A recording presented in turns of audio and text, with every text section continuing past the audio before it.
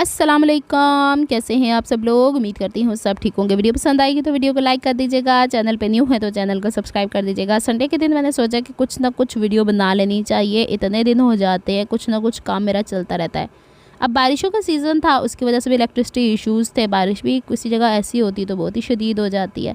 बहरहाल यहाँ पे अब मैं सारा समेट रही हूँ सामान। इसके बाद मैं आपको दिखाती हूँ कि मैं कौन सा ड्रेस यहाँ पे कटिंग एंड स्टिचिंग करने वाली हूँ। बेसिकली मेरी मशीन यूँ कवर होती है, इस पर आके मैं अपना स्कार्फ वगैरह रखती हूँ, तो धागा लटका हुआ होता है ना, वो उसके साथ तैर के वापस आ जाता है। ये मेरा ट्राईपॉड है जो बेचारा कम बेशतर ही अब इस्तेमाल होता है। इस पर वो जो कपड़े स्टिच कर रही होती हूँ उसको थोड़ा हैंग कर लेती हूँ। जनाब ये वाला वो ड्रेस है जिसकी स्टिचिंग आज होने वाली है। इसके साथ की मैं सोच रही थी मैंने नलकी मंगवाई हुई कि नहीं, तो मैं दराज के अंदर से चेक की। मैं क्या करती हूँ, ये वाले धागे या कपड़े इसके अंदर ही रखवा दिया करती हूँ ताकि बाद में ढूंढने में मुश्किल ना हो। तो ये पता चला जी कि ये इसी के साथ का कपड़ा है, शलवार के साथ का कपड़ा मैंने दिया हुआ था। तो चलो अल्हम्दुलिल्लाह ये काम भी आज कंप्लीट हो जाएगा जो सोचा, वरना नलकी मंगवाने के चक्करों में मैंने ना कोई 2-3 घंटे और इंतज़ार करने पैंदे। आपको पता दुकानें ही 12-1 बजे शुरू होती कह रही खुल दियाँ। इस्त्री आजकल चूँकि कराची में फिर से बारिश का मौसम है तो इसको मैं यूँ कवर करके जाती हूँ। लीलन का थोड़ा सा मोटा सा दुपट्टा था, इसके हिसाब से मैं फ़ोल्ड करके इस पर रख देती हूँ। आजकल हम लोगों ने हर चीज़ डिजिटल ले ली हुई है। ये मेरी घड़ी उड़ के गिरी हुई है नीचे साइड पे से, चार्जिंग पे मैं लगाया हुआ है। तो बगैर तो मेरी ज़िंदगी नहीं लंघदी, मोबाइल हाथ में पकड़ा नहीं जाता है। तो इससे पता चल जाता है स्कूलों में कितनी लेट होने रही हैं तो कितनी छेती में कार आई हैं। सारी तारें जो है वो अब इस्तेमाल होंगी जब हम सिलाई स्टार्ट करेंगे। आ जाए जी सूट की तरफ, फिर हम देखते हैं कि आज हम क्या करने वाले हैं। कुछ वीडियो आपको ड्रेसिंग में यहाँ पे मिलेगी, कुछ आपको एस चैनल पे मिलेगी। इस ड्रेस के हवाले से एक सिस्टर कह रही थी कि इस जैसा मेरा भी है तो इसको डिज़ाइन करें। पहले तो मैं इसके लिए लेसिस का सोच रही थी, फिर जब ये कपड़ा मेरे हत्थे चढ़ा था तो मुझे पता चला कि इस कपड़े चिन्नी तो है ही नहीं चीज़, तो मैं कहाँ से पलटे लगाऊंगी। तो इसको मैंने थोड़ा सा डिफरेंट कर दिया है।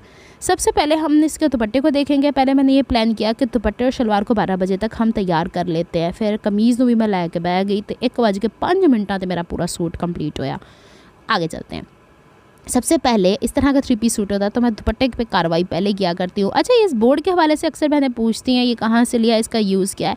दुपट्टा डबल फोल्ड करके रखा हुआ है और यहाँ पे एक साइड जो फोल्डेड हिस्सा है उसे लाइन के बराबर किया है। फिर दूसरा सामने वाला हिस्सा भी ऑटोमेटिकली लाइन के ऊपर स्ट्रेट आ जाता है। कोई भी एक लाइन होती है, ये जो तीसरी लाइन है ना ये बैलेंस कर देती है आपको। अभी आपको पता चलेगा कि इसकी कान, इसकी तिरछान या कटिंग में जो टेढ़ापन होता है वो कैसे निकलता है। तो इसको इसके बराबर रख के फॉरनर्स तो इसको रोटरी कटर से कट कर देते हैं, लेकिन हम लोगों का फैब्रिक इतना मोटा नहीं होता। वो अमूमन मोटे कपड़े चादरों वगैरह पे काम करती हैं। हालांकि रोटरी कटर का इस्तेमाल शुरू में मैंने भी आपको बताया हुआ है, पड़ा हुआ है मेरे पास। कभी कभी आया मैं शौक चढ़ता है तो मैं कर लेनी है। उसकी मदद से मैं अपना हाथ भी कटवा चुकी थी एक दफ़ा, इस वजह से थोड़ा सा मैं एहतियात से काम किया करती हूँ। अच्छा जनाब, अब दुपट्टे का इशू ये था और दुपट्टे से बड़ा इशू था कि पिनी जो वो उठ नहीं रही थी। तो फिर मैंने यहाँ पे ये अपना गिम्बल लगाया। गिम्बल भी चार्ज कम हुआ हुआ, मतलब हर चीज़ की चार्जिंग ही चलती है। फिर मैंने सोचा कि दुपट्टे का अगर ये सिर्फ ग्रे ग्रे वाला हिस्सा बैक की तरफ लेके जाती हूँ तो ये बहुत छोटा पड़ जाता है और मुझे पलटे की सूरत पे चाहिए। दुपट्टे पे पीकोस मुझे अच्छी नहीं लगती। अगर पूरा बॉर्डर बैक की तरफ ले जाती हूँ तो फ्लोरल सामने से प्रॉपर नहीं दिखता है। तो आखिरी अल्टीमेट एंड इसका ये सूझा है मुझे कि मैं यहाँ पे ये जो एक किनारा है ना बॉर्डर का वो सामने की तरफ लाऊं ताकि लगे तो सही दुपट्टे का किनारा, और फिर दूसरा हिस्सा हम बैक की तरफ ले जाएंगे। इस वीडियो में आप लोगों को दुपट्टे की फोल्डिंग पूरी प्रॉपर बता दूंगी, शलवार या ट्राउज़र की कटिंग बताई जाएगी और कुर्ती भी दिखा दूंगी, यानी 3 पीस सूट भी दिखाने वाली हूँ। वीडियो लंबी है लेकिन क्या ही करें, बन जाती है। तो फिर उस हिसाब से मैं कोई अपने वालों घर दे कोई इस तरह के क्लिप से पा के तुहानू विखांदी नहीं जिहदे नाल तुहाडा टाइम वेस्ट होए।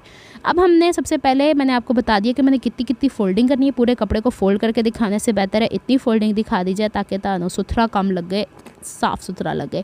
ये वाला इतना सा हिस्सा मुझे दिखाना है, 2 टाइम्स इसकी फोल्डिंग करनी है। अगर आप ऐसे चाहती हैं ऐसे फ़ोल्ड कर लें, अगर आप इसे सेपरेटली ऐसे फ़ोल्ड करना चाहती हैं, होते ही हैं ऐसे दुपट्टे हर एक के, तो इसको ऐसे फ़ोल्ड कर लें। अगर पीको कराना चाहती हैं तो तुम्हारी मर्ज़ी। उहदे नाल पीको तो पता है आपको कान भी नहीं निकालते, दर दर दर दर करते हुए वो लगा देते हैं।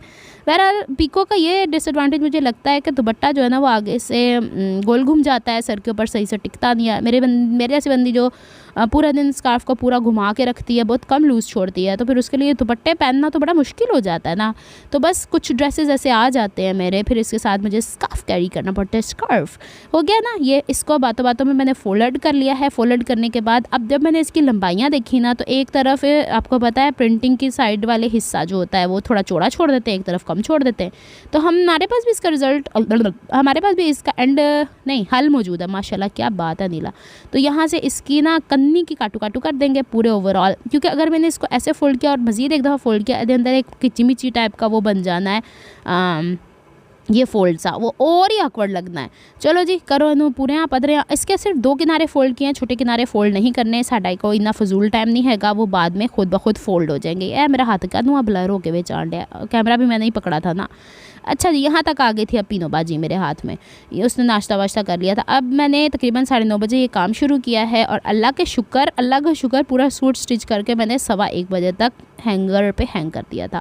अच्छा जी अब हमने जो एक हिस्सा फोल्ड किया है ना, उसकी मदद से दूसरे हिस्से को तो स्ट्रेट कर दिया था, उसकी मदद से हम दूसरे की सिलाई लगाएंगे। मतलब कोई ना कोई नवी ट्रिक काट के लानी है मैं।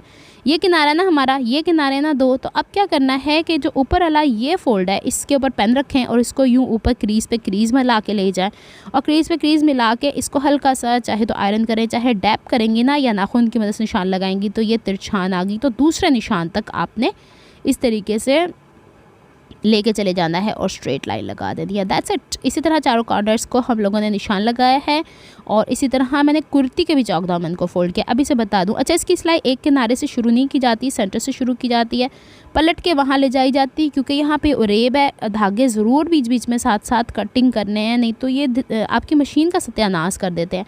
आज मुझे मेरी मशीन भी कह रही थी कि मैं थोड़ी सी ख़राब हो गई हूँ, लेकिन धागा मुझे लगा कि मेरी मशीन जो धागा था ना सिलाई का वो अच्छा नहीं था, क्योंकि जब मैं फिरकी भर रही थी ना तो उसमें मोटा मोटा धागा आ रहा था। देखिए मैंने कैसे कट करके इसे यूँ फोल्ड कर लिया है, यानी फ्लिप कर लिया है, कोने थोड़ी एहतियात के साथ, फिर वही गल के कम कर दे हो तो थोड़ी नफासत दे नाल करीदा है। इस तरीके से चारों कोने बना लिए हैं। अब चारों कोने बना के मैं आपको आगे की तरकीब बताती हूँ कि क्या करना है। और पाजा नीला हथों की कर दी फिर दी यहाँ पे मैं ये देख रही थी कहीं से बैलेंस तो नहीं हुआ, कहीं से ऐसा तो नहीं है कि मुझे और मज़ीद कोने निकालने की ज़रूरत है। इसके बाद हम लोगों ने जो फोल्डेड हिस्से ना उसके अंदर हम लोगों ने डबल साइडेड टेप लगा देनी है। मेरे ना खांसी आने की भरपूर कोशिश हो रही है, ऐसे लिए मेरा दम घुट्टी चला जान रहा है। उससे पहले ये जो किनारे वाले आपके सिलाई का मार्जिन है कोशिश करें ये दाएं बाएं शिफ्ट हो जाया करें। फिर इसके बाद लंबाई वाले हिस्से हम जल्दी से डबल साइडेड टेप लगाते हैं। डबल साइड टेप इतनी स्पॉन्ज की तरह होती है ये एक लेती हैं ना तो कम से कम 2 महीने तो आपके चल जाते हैं, अगर आपने अपने ड्रेसेस बनाने हैं। अगर कस्टमर आपको पे नहीं करते तो की ज़रूरत है लान दी, तुम सिलाइयाँ ही लाया करो, फिर की कीता जाए जितना पैसा होता है उसी हिसाब से काम होता है। आगे चलते हैं जी। मुझे बहनें पूछती हैं आप हमारे कपड़े स्टिच करते हैं, इतने मैंने अपने कपड़े स्टिच करने का टाइम नहीं लब्भा डिया। हुण तो हूँ मैं की दसा तुहानू, कभी कभी जून जुलाई में जैसे टाइम था तो मैंने जो मेरे सिले हुए थे वो मैंने सेल किए थे। उसके सेल मतलब मैंने कोई कम कीमत में नहीं, जो उसकी थी कॉस्ट उसके हिसाब से मैंने बेच दिए थे।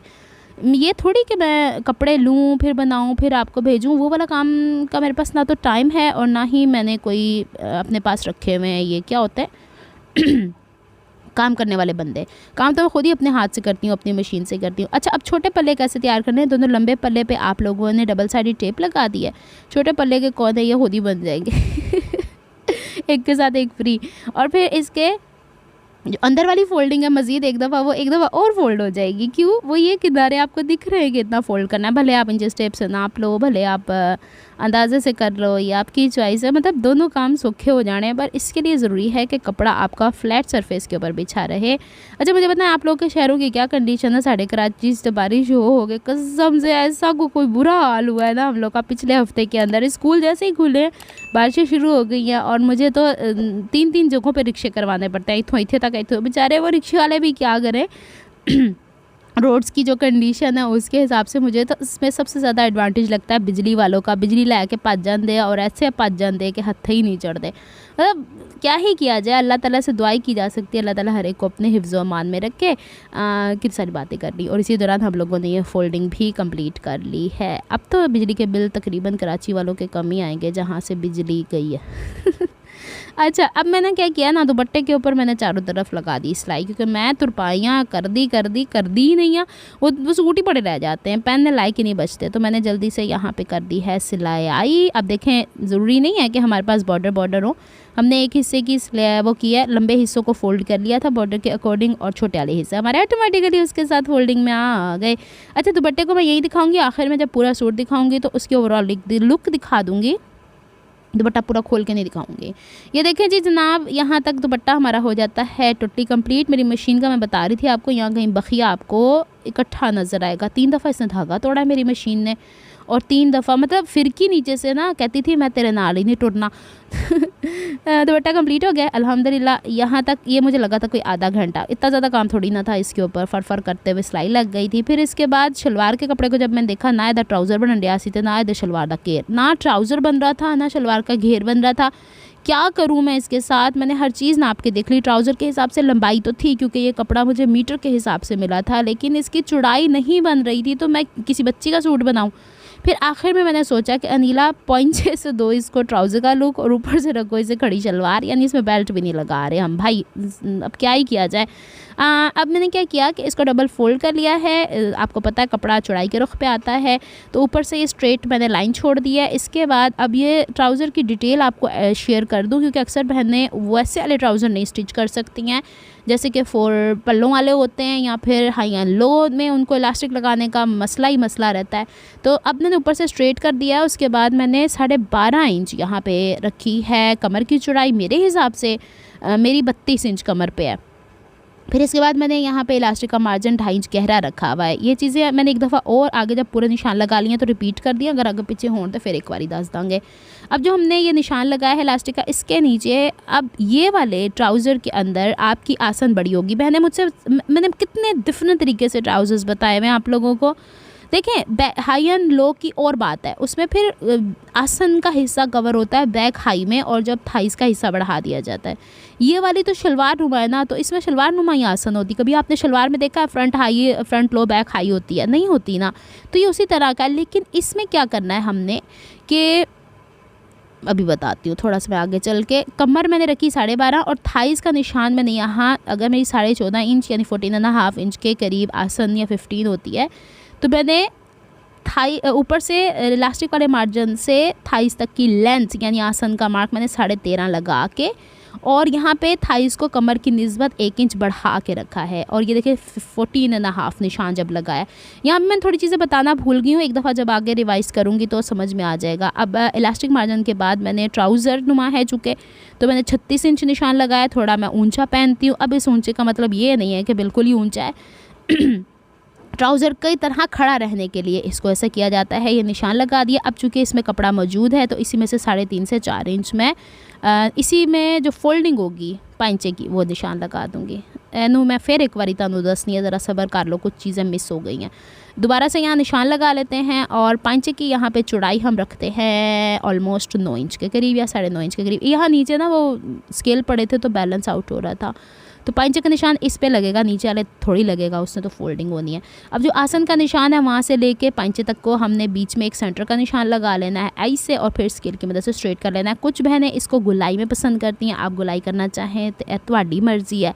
अपने रिस्क के ऊपर जो फैशन करना है करें, बाद में ये ना कहा करें इथों हो गया तो इथों हो गया।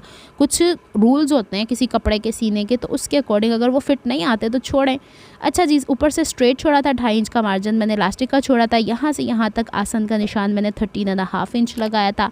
कमर यहाँ से 12.5 थी, तो थाइस की चौड़ाई यहाँ से मैंने ये जहाँ तक निशान लगाया 13.5, और ये जो बाहर का हिस्सा है इसे भी मैं नाप के दिखा देती हूँ, यही मैं कह रही थी भूल गई हूँ।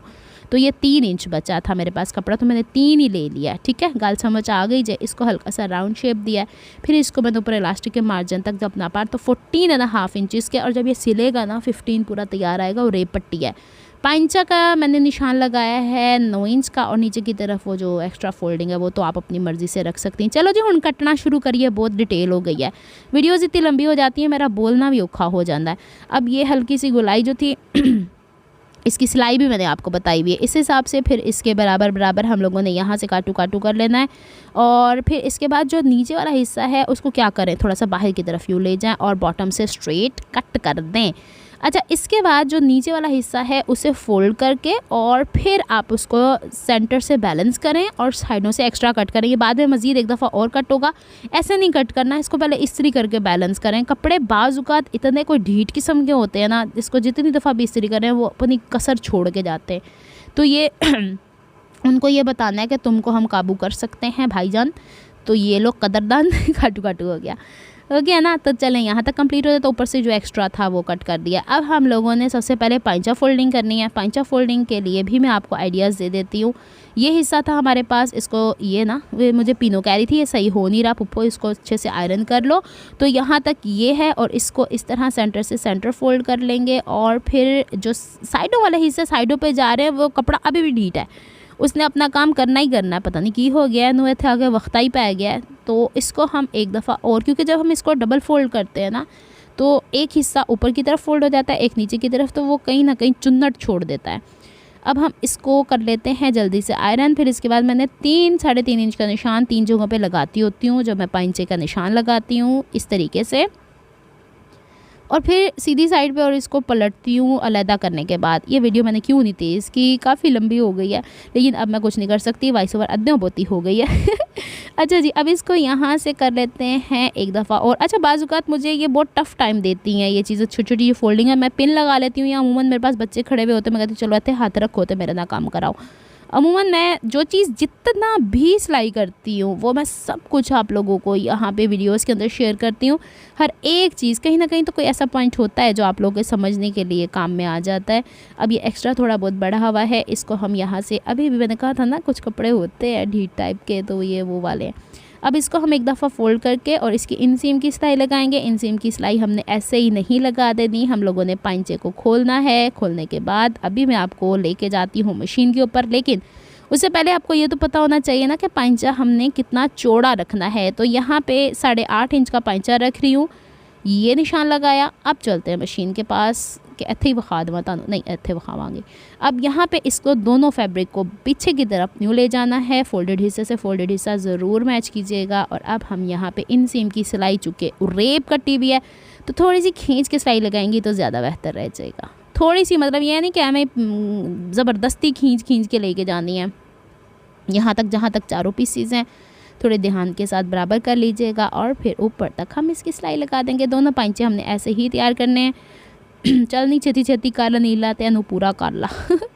अच्छा, फिर इसके बाद हम लोगों ने इसको पहले आयरन करना है, फिर पांचे को ही पहले, अभी ट्राउज़र का हिस्सा उल्टा ही है, पांचे को हमने फ्लिप कर लेना है। फ्लिप करने के बाद इसे बैलेंस करके देखना आया हम लोगों ने इसे प्रॉपर स्टिच किया है कि नहीं। ये देखें प्रॉपरली है, इसमें कोई कमी या ज़्यादती नहीं है।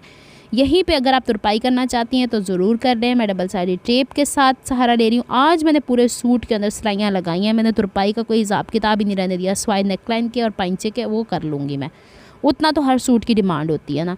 अच्छा, एक तरफ पहले हम लोगों ने डबल साइडेड टेप लगाई है, फिर दूसरी तरफ भी हम लोगों ने डबल साइडेड टेप लगा दी है। मैं तो ऐसे ही काम कर लिया करती हूँ, क्योंकि देखें वेले असी किदों भी हुई है ना तुरपाई हो जाती है। लेकिन जिस वक्त वीडियो बन रही होती है, शुक्र करें 8-8 घंटे के बाद मेरे पास अब टाइम बचा है कि मैं वीडियो बना पाई हूँ।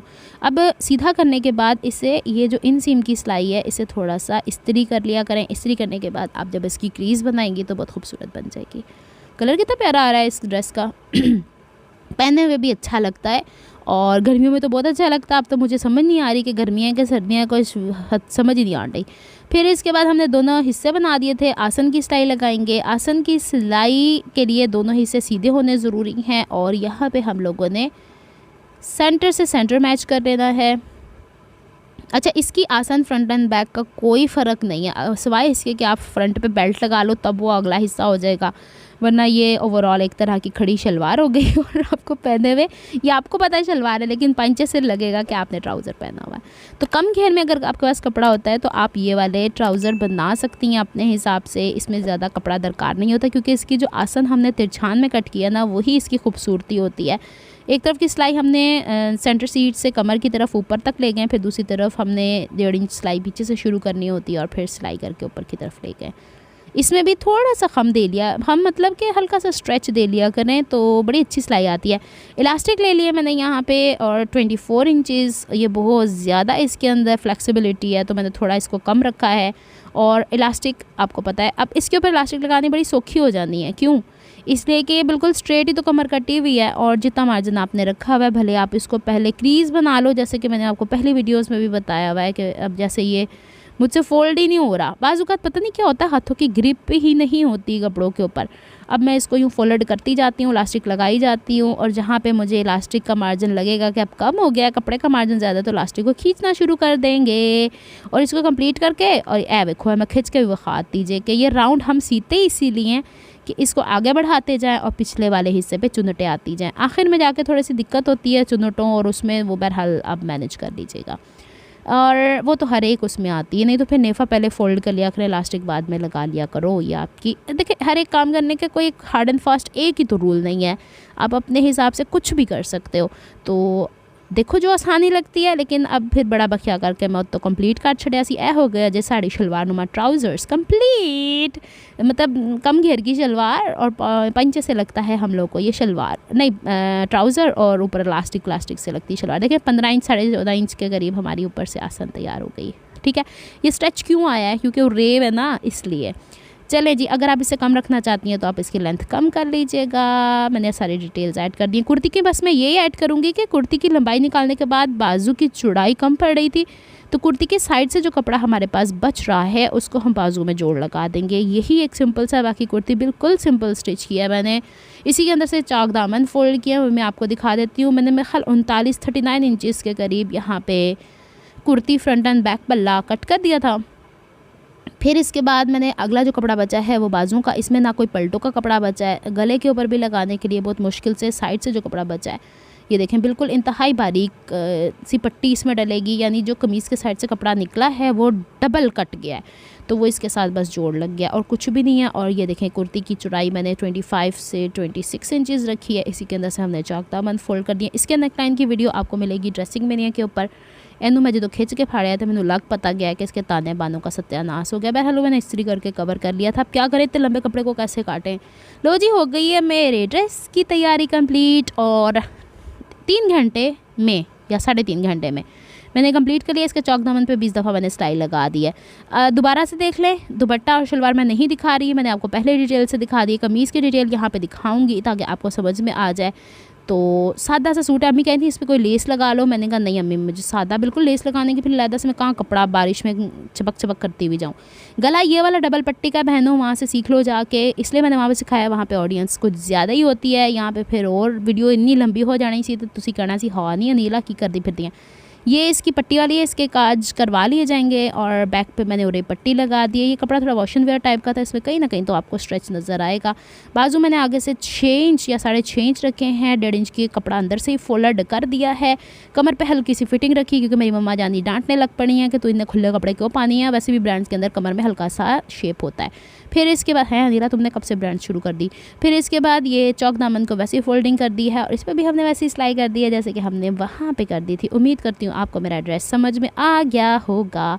बनाएं, इसके ऊपर आप पैनल्स वाला बना सकते हैं, लेकिन पैनल से इसके डिज़ाइन का सत्यानाश हो रहा था। इसकी ग्रेस ही इसी में आई है। चले जनाब, मिलती हूँ नेक्स्ट व्लॉग में। अपना बहुत ख्याल रखिएगा, मुझे दुआ में याद रखिएगा। रब रखा फ़ी अमान, रब दी अमान, अल्लाह हाफिज़।